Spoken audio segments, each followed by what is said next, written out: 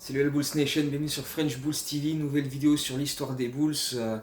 Et quelle vidéo, puisqu'on va désormais aborder la saison 90-91 avec des Bulls qui sortent à l'été 90 de 3 éliminations de suite face aux Pistons, dont 2 en finale de conférence, et la dernière là en 90 au bout de 7 matchs.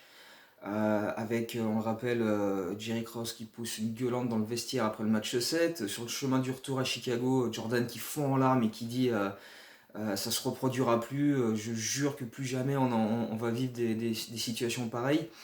Et en fait, ce qui se passe, c'est que pendant que les Pistons jouent les finales NBA et vont même gagner le titre pour réaliser le back-to-back, Jordan appelle tous ses coéquipiers, leur fait écouter les gars, on part pas en vacances, on se retrouve tous au centre d'entraînement et on bosse comme des marteaux, notamment sur le plan physique, parce que moi j'en ai marre de prendre des coups et sans pouvoir y répondre.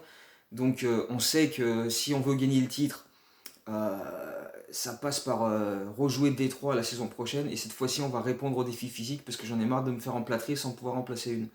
Et les joueurs, bon, t'as forcément des joueurs qui sont réticents. Putain, mais on sort d'une saison compliquée, on est allé jusqu'à 7 matchs en finale de conf, on aimerait bien se reposer un peu. Jordan, il fait non, non, non.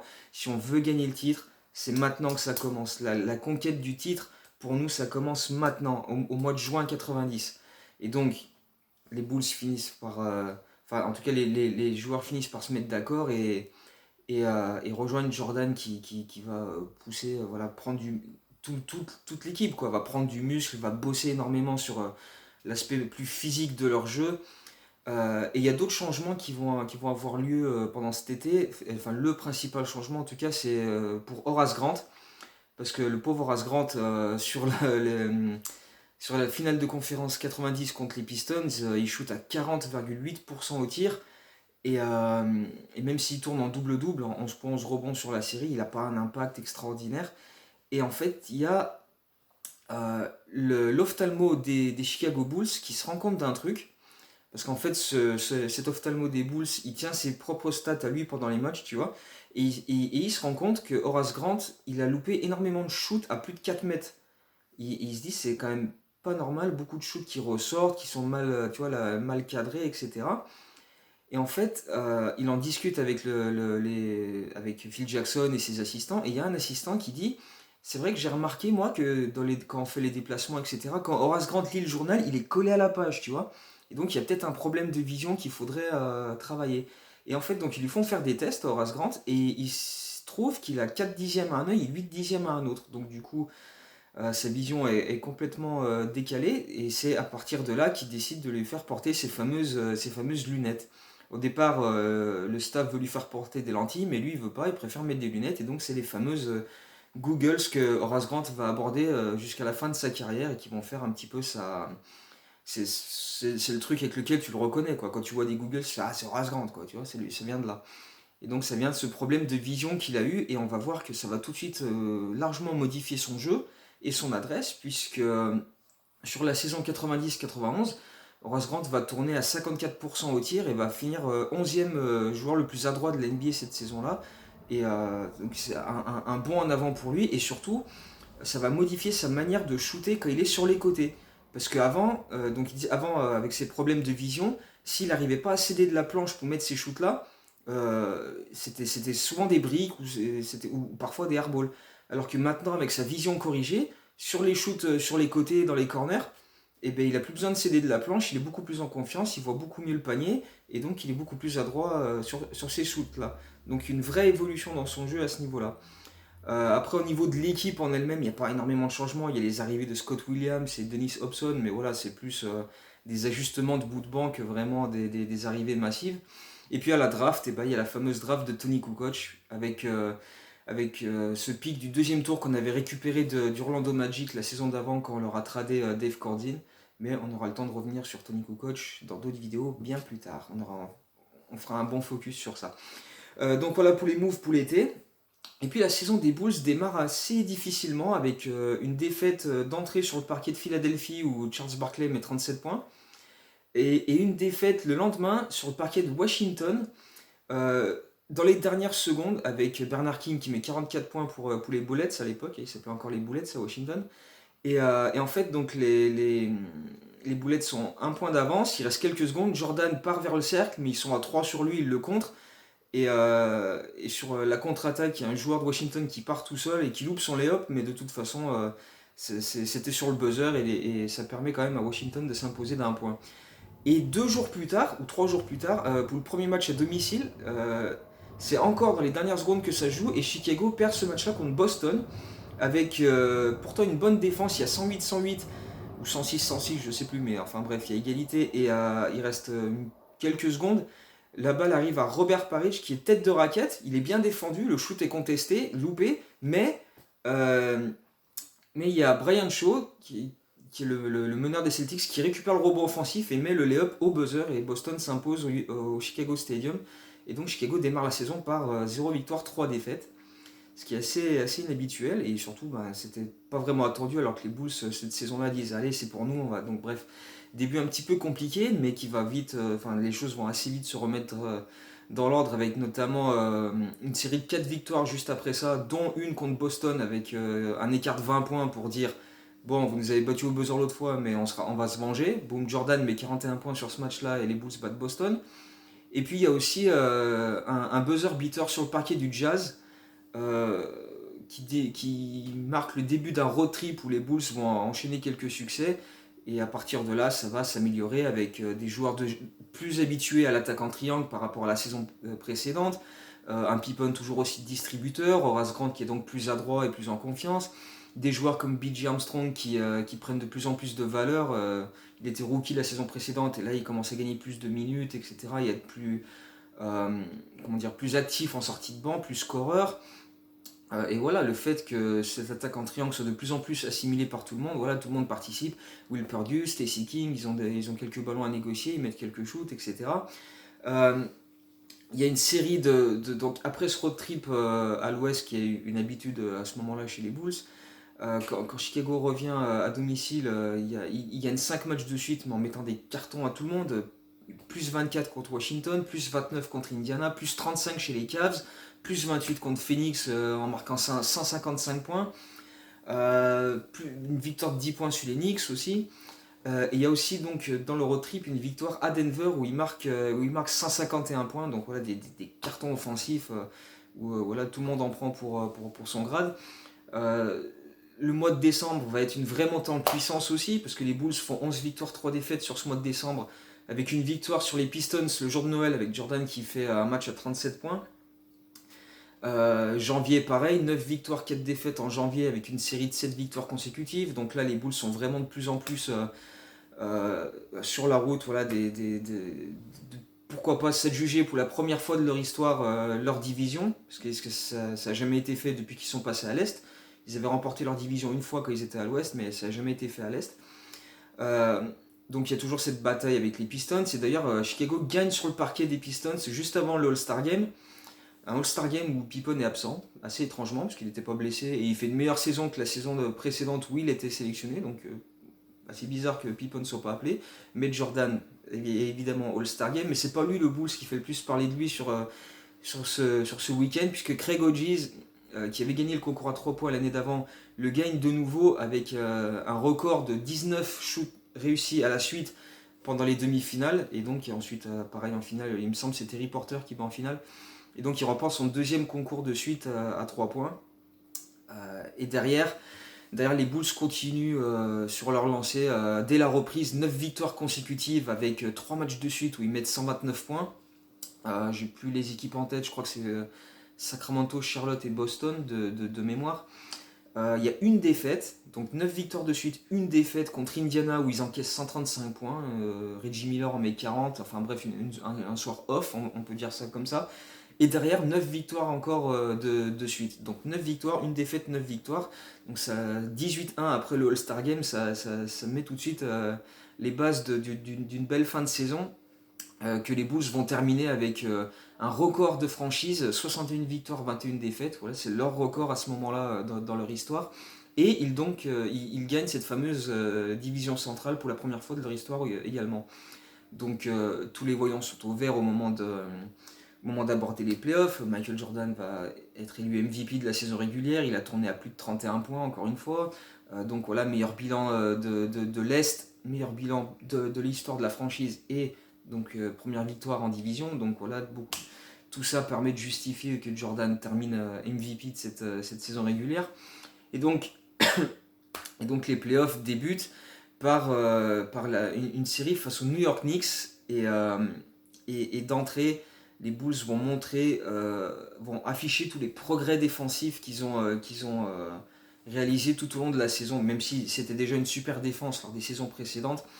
Là, cette fois-ci, avec le trio Jordan, Pippen, Horace Grant, plus d'autres évidemment, mais avec ces trois-là à la base, la défense des Bulls a vraiment haussé d'un cran. Et le pauvre Patrick Ewing, il va passer une série très très compliquée. J'ai même envie de dire, heureusement pour lui, elle sera pas très longue parce que les Bulls vont faire un sweep des New York Knicks dès le premier tour, 3-0 sans vraiment de contestation possible. Au match 1, c'est un carnage, 126-85 pour les Bulls, donc une énorme victoire. Patrick Ewing, il est limité à 6 points en seulement 7 tirs.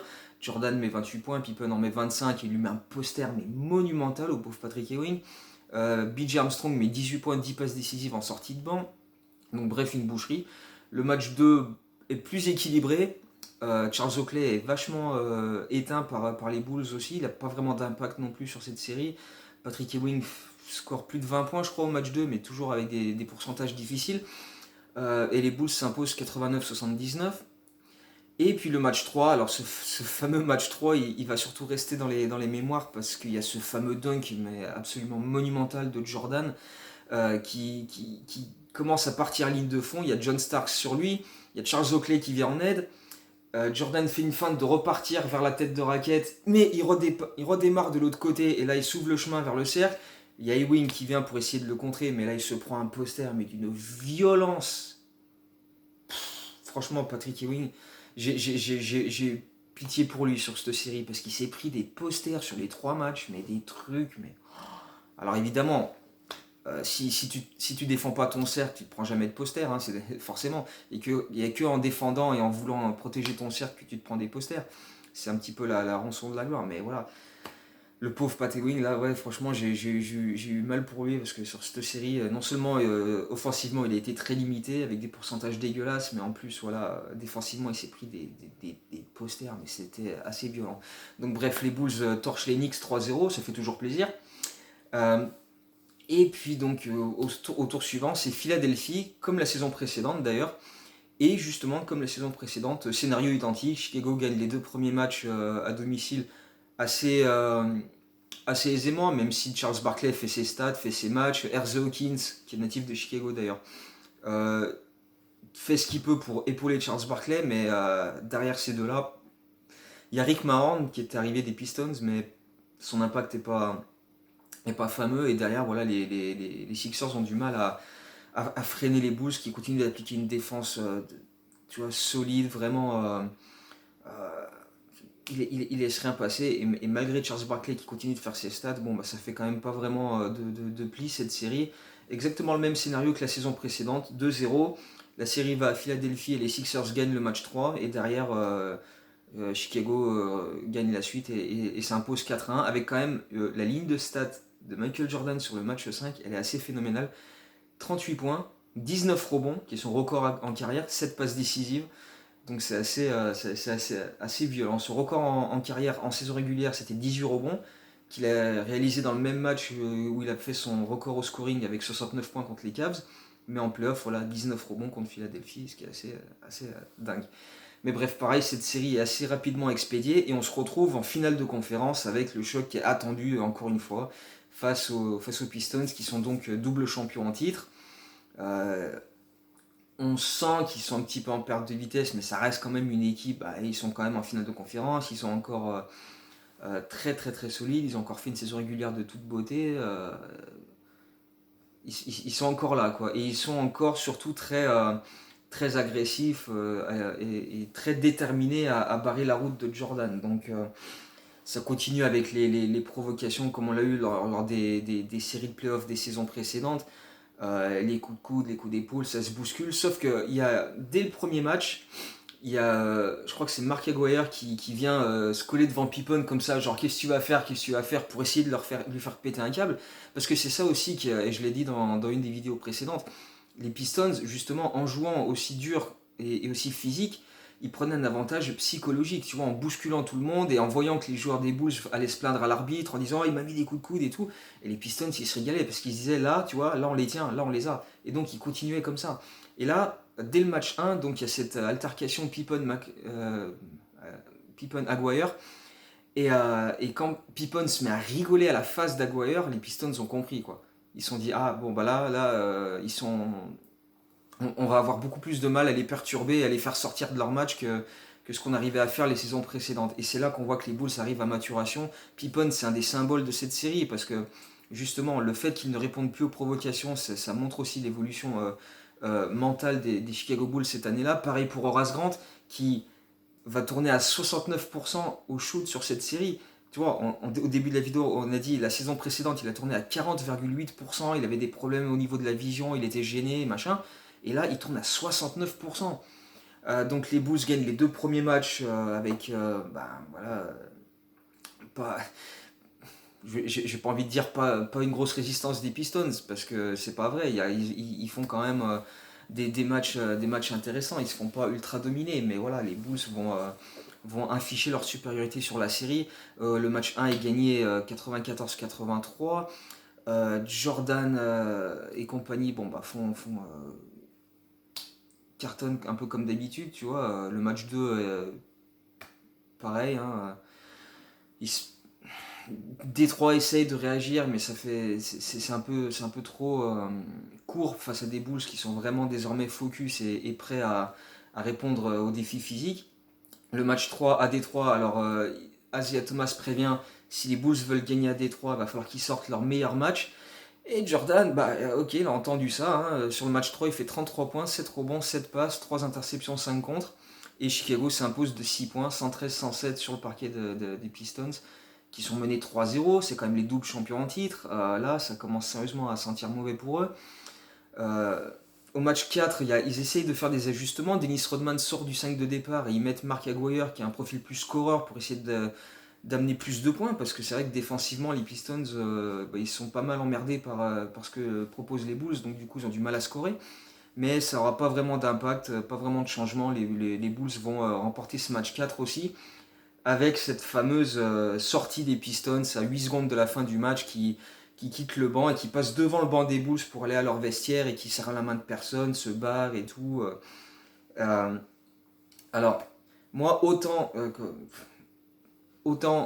que les Bulls, que les Pistons pratiquent un jeu dur, tu vois, en mettant des coups, en essayant d'avoir l'avantage psychologique, en essayant de faire péter des câbles à l'adversaire, qui mettent tu vois, des coups de coude, des croche-pattes, que tu fasses des trucs comme ça, à la limite, je peux le concevoir, parce que ça reste, par extension hein, quand même, mais dans une logique de faire tout ce qu'on peut pour gagner un match.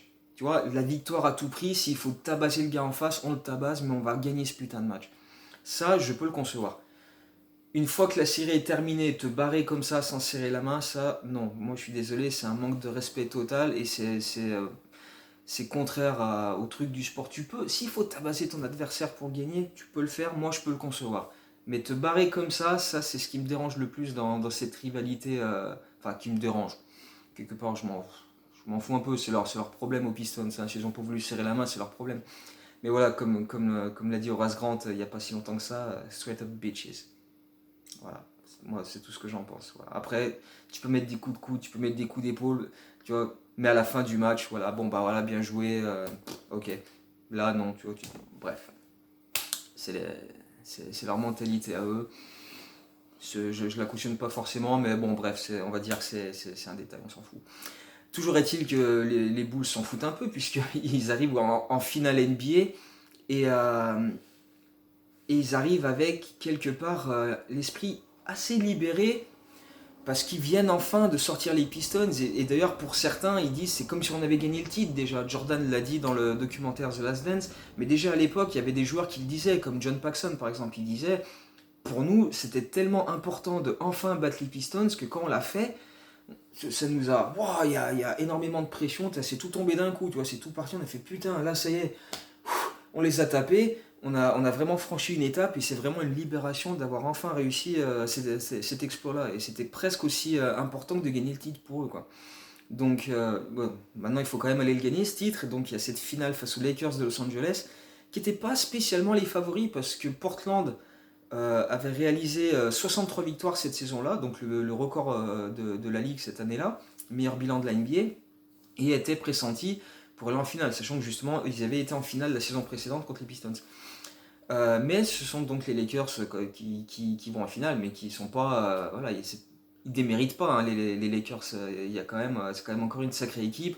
Il y a du Magic Johnson, il y a du James Worthy, il y a du Elden Campbell, il y a du Vlade Divac, il y a du Sam Perkins. Donc il y a des mecs d'expérience qui ont déjà des bagues. Bon, pas tous ceux que j'ai cités, hein, mais des mecs qui ont déjà fait des campagnes de playoffs, qui ont joué des finales et qui savent ce que c'est.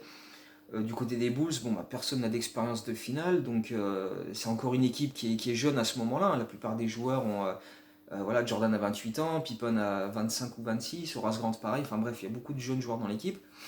Et, et ça joue un petit peu sur le match 1, tu vois, au début de match, pas mal de briques, de shoots un peu précipités, comme s'il y a un peu de pression, quoi. C'est pas tant la défense des Lakers qui est folle, parce que leur défense est correcte, mais sans être non plus extraordinaire. Mais voilà, beaucoup de précipitation dans les gestes, un peu de stress probablement, les joueurs qui ont un petit peu de mal à se libérer parce que bon, c'est quand même les finales NBA, t'as tous les médias autour, il y a quand même beaucoup d'attentes autour du duel Jordan-Magic, donc ce match 1 est un petit peu difficile pour les Bulls qui ont pourtant l'avantage du terrain, ils jouent à domicile sur ces deux premiers matchs, mais c'est compliqué. Et bon, malgré tout, au fur et à mesure du match, ça se réveille un peu, Jordan prend les choses en main, etc. Magic Johnson va finir en triple-double sur ce match-là et c'est Sam Perkins qui va crucifier les Bulls avec un 3 points ultra clutch à quelques secondes de la fin qui met les Lakers à +2. Et Jordan a l'occasion d'égaliser, il a le shoot à la dernière seconde pour envoyer le match en prolongation, mais le ballon tape le cercle, la planche revient sur le cercle, repasse sur l'arrière de l'arceau et ressort. Et là tu fais putain, c'est passé à rien quoi, c'est passé à rien. Et tu te dis, merde, ça fait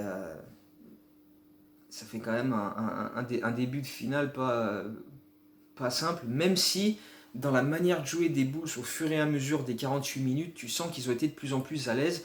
Et ça, tu peux t'appuyer sur ça pour la suite de la série. Et ça va se vérifier au match 2, parce que les Bulls, c'est comme si en fait le match 1 était tellement attendu, parce que là c'est le début de la série, les Bulls n'ont jamais vécu ça, mais maintenant que ce cap-là du premier match est passé, ils sont plus libérés en fait, on dirait, et ça va se voir, ça va vraiment se voir dans ce match 2 où les Bulls vont pulvériser les Lakers, euh, un match pratiquement à sens unique où Horace Grant met 10 points dès le premier quart en profitant de pas mal de bonnes positions sous le cercle. Euh, Tout le monde est un petit peu plus impliqué et surtout plus appliqué, tu vois, il y a moins cette pression, moins de précipitation, moins de stress. Les Bulls arrivent à jouer leur jeu, à faire tourner la balle, à être plus collectif. Et puis ben, le gros fait marquant aussi de ce match 2, c'est la défense de Pippen sur Magic, parce que Jordan prend 3 fautes assez rapidement dans le match, et donc il y a cet ajustement défensif où il décide de mettre Scottie Pippen en défense sur Magic, et là Pippen, il est monstrueux, il est mais monstrueux. Que ce mec n'ait jamais été élu défenseur de l'année, c'est une honte. Parce que là, ce qu'il fait sur Magic Johnson, c'est extraordinaire. Il le presse, mais dès qu'il récupère la balle sur la remise en jeu, tu vois, il le presse full court tout le long, et hop, dès qu'il essaie de partir sur un côté, il met le bras, il le gêne et tout, mais tu vois, hop, dès qu'il essaie d'avancer un peu, hop, un petit coup de poitrine et tout pour le faire reculer, il lui met un pressing pas possible. Magic Johnson a beaucoup de mal comment dire, à exister lui-même et en fait il est un peu coupé des autres, tu vois, il n'arrive pas à trouver de solutions autour de lui et lui donc du coup il est parfois obligé de forcer quelques tirs et c'est pas forcément avec une grosse réussite et donc les Lakers sont totalement désorganisés et les Bulls vont s'imposer largement dans ce match. Je crois que le score c'est 107-86, enfin bref un carton quoi. Et puis il y a ce fameux lay-up de Michael Jordan que tout le monde retient de ce match-là, même si voilà, la principale chose à retenir de ce match 2, c'est la défense de Pippen sur Magic, qui sera une clé sur la suite de la série aussi. Mais il y a ce fameux lay-up où voilà, Jordan part pratiquement des lancers francs, la balle dans la main droite, il voit les longs bras de Sam Perkins, hop, pendant qu'il est en l'air, il la passe main gauche, ça rentre avec la planche. C'est une des actions les plus mythiques de Michael Jordan. Donc voilà, tu vois, entre le dunk sur Patrick Ewing au match 3 du premier tour, plus ça, voilà, il y a quand même des images de Jordan cette saison-là qui sont dans l'histoire et que tu peux pas oublier. Donc les Bulls pulvérisent les Lakers et égalisent dans la série avant de se rendre à Los Angeles. Et à l'époque, donc le format des NBA Finals, c'est deux matchs à domicile pour l'équipe qui a le meilleur bilan et 3 matchs chez l'autre équipe avant, s'il y a match 6 et 7 qui se jouerait chez l'équipe qui a joué les matchs 1 et 2 à domicile. Donc 3 matchs de suite sont prévus à Los Angeles, puisqu'il y a 1-1, donc on sait qu'il y aura au moins 3 matchs à venir. Euh, et les Bulls, sur ce match 3 à Los Angeles, montrent leur supériorité athlétique. C'est vraiment sur cette série-là que ça va vraiment se... Enfin, sur ce match-là que ça va être plus flagrant, quoi, parce qu'ils les prennent de vitesse, ils sont plus solides, plus costauds, vraiment supériorité physique avec justement une équipe plus jeune qui compense sur le manque d'expérience qu'ils ont par rapport aux Lakers, qui en plus sont limités sur cette série, ils ont quelques joueurs blessés et surtout euh, l'impact de leur banc est très réduit puisqu'on va se rendre compte à la fin de la série qu'il y aura 4 joueurs des Lakers qui vont jouer plus de 40 minutes par match sur la série. Ce qui est quand même beaucoup. Les joueurs du banc n'ont pas beaucoup l'occasion tu vois, de venir aider, à part le match 5, on y reviendra. Il y a Elden Campbell qui marque 21 points, je crois, en sortie de banc. Mais bref, à part ça, c'est surtout les titulaires qui sont énormément responsabilisés. Mais bref, sur ce match 3, voilà, Chicago montre sa supériorité physique et même si les Lakers prennent 13 points d'avance au troisième quart-temps, Chicago revient. Pippen commet sa 6e faute sur un end-one de Vlade Divac. Et pourtant, les Bulls, tu vois, continuent de, de faire ce qu'il faut pour revenir doucement mais sûrement. Et Jordan envoie le match en prolongation avec un jumper à 3 secondes de la fin. Donc, et même en prolongation, tu te dis, mais sans Pippen, ça va être dur. Mais non, les Bulls sont largement au-dessus dans cette prolongation et s'imposent sur ce match-là pour prendre l'avantage dans cette série. Et derrière, ça va être... même si les Lakers vont faire ce qu'ils peuvent pour résister le plus possible, on sent que les Bulls ont vraiment pris l'ascendant. Au match 4, la défense des Bulls est infernale. Les Lakers sont limités à 82 points, ils shootent à 36% sur ce match 4, alors que c'est un match qui est ultra décisif pour eux, il faut qu'ils reviennent à 2 partout, mais non, les Bulls vont pas leur laisser l'opportunité de faire ça, quoi. Ils vont les museler et leur dire, bon les gars, vous avez eu votre période de gloire dans les années 80, mais c'est fini, maintenant c'est nous, quoi. Et donc Chicago mène assez facilement. C'est toujours. Voilà, t'as pas envie de dire, voilà, ils se sont promenés, mais enfin, il y a quand même 3-1 et c'est assez. Enfin, il n'y a pas de débat, quoi. Les Bulls sont au-dessus, quoi. Et donc, il y a le match 5 qui est toujours à Los Angeles et les Lakers, malgré des absences importantes sur ce match 5, il y a James Worthy et qui c'est le deuxième, Byron Scott, il me semble, qui sont absents sur ce match-là. Et ils ont que 7 joueurs valides, et donc le fameux Elden Campbell qui sort du banc et qui met 21 points à 8 sur 12, ou un truc comme ça, qui aide les Lakers à faire en sorte d'être encore dans le match, etc. D'ailleurs, ils sont encore devant à peu près au milieu du quatrième quart-temps, où Jordan commence à forcer quelques shoots, en genre je vais faire la décision moi-même, c'est moi qui vais conclure le truc. Et Phil Jackson prend un temps mort, et pendant ce temps mort, il regarde Jordan et il fait, écoute Mike, toutes les prises à deux que tu prends à chaque fois là, tu vois bien qu'il y a quelqu'un qui est démarqué. Ouais. Qui c'est qui est démarqué? Pax. Ok, bah, file-lui la balle. Donc voilà, Phil Jackson met Jordan devant ses responsabilités. Il faut, écoute, t'es le MVP, t'es tout ce que tu veux, mais là, les shoots que tu prends, t'as ton coéquipier qui est démarqué, file-lui la balle. Et là, John Paxson, voilà, première action après ce temps mort, Jordan pénètre, ressort sur Paxson, boum, 3 points dans le corner. Action suivante, Jordan pénètre, ressort sur Paxson, boum, 3 points. 10 points de suite pour John Paxson qui va finir le match à 20 points. Et voilà, il va rien rater, quoi. Il va enchaîner les paniers. Les Bulls vont repasser devant et ils vont euh, prendre cette 4e victoire dans la série et devenir champion NBA avec cette fameuse image de Pippen qui chope le rebond et qui il reste quoi 3-4 secondes sur le chrono et il court le long de la ligne de touche en dribblant d'une main et avec le bras levé pour célébrer ce premier titre des Chicago Bulls. Voilà, après 25 ans d'existence, les Chicago Bulls sont champions NBA face aux Los Angeles Lakers, quand même, ce qui est quand même pas rien. Euh, avec cette fameuse histoire derrière de passation de pouvoir entre Magic et Jordan. Magic qui a quand même claqué un triple-double monumental sur ce match 5. Tout le monde l'oublie parce que voilà, les Bulls sont champions sur ce match-là, mais Magic Johnson, il fait un triple-double avec 20 passes décisives sur ce match 5, ce qui est quand même assez phénoménal. Et d'ailleurs, parlant de passes décisives, on dit Jordan, il a servi Paxson sur le match 5. Mais Jordan, sur ses finales, en 5 matchs, il tourne à plus de 11 passes décisives.